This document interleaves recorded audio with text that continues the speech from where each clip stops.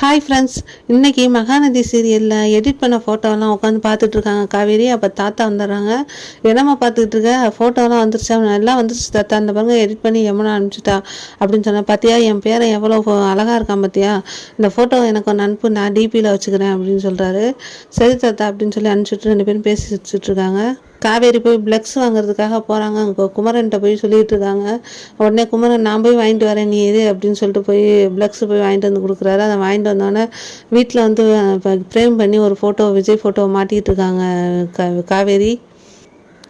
என்ன காவேரி இது அப்படின்னு சொன்னோன்னே, பொறுங்க தாத்தா அந்த வரேன் அப்படின்னு சொல்லிட்டு மாட்டுறாங்க விஜய் ஃபோட்டோவை. மாட்டிட்டு பாரு என் பேரன் எப்படி இருக்கான் பாருன்னு திரும்பவும் சொல்கிறாரு.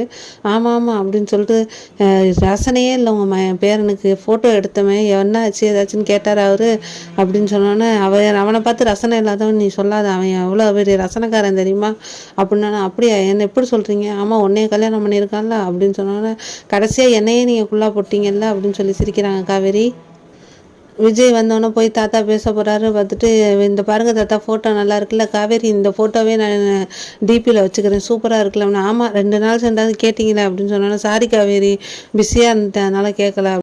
இந்த ஃபோட்டோவை ஹாலில் ஃப்ரேம் பண்ணி அப்படின்னு சொல்லையில பார்த்துட்டு, சூப்பராக இருக்கே, எப்போ மாட்டினது அப்படின்னு காவேரி தான்ப்பா செஞ்சது, நீ எள்ளுன்னா அவள் என்ன நிற்கிறா பார்த்தியா அப்படின்னு சொன்னோன்னா 2 பேரும் கண்ணாலே பார்த்துக்கிறாங்க. என்ன கண்ணு நோக்கின மாதிரி உட்காந்து, என்ன அண்ணன் நோக்கினாலும் அவளும் நோக்கினாலும் 2 பேரும் ஒருத்தர் பார்த்துக்கிறீங்களான்னு தாத்தா கிண்டல் பண்ணுறாரு.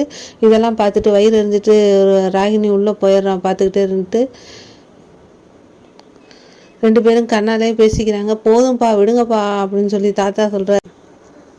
ஃபோட்டோ மாட்டினதுலாம் நல்ல விஷயந்தான். வீட்டுக்குள்ளே பிளக்ஸை தெருவில் ஒட்ட போகிறாங்க, காவேரி மாட்ட போகிறாங்க.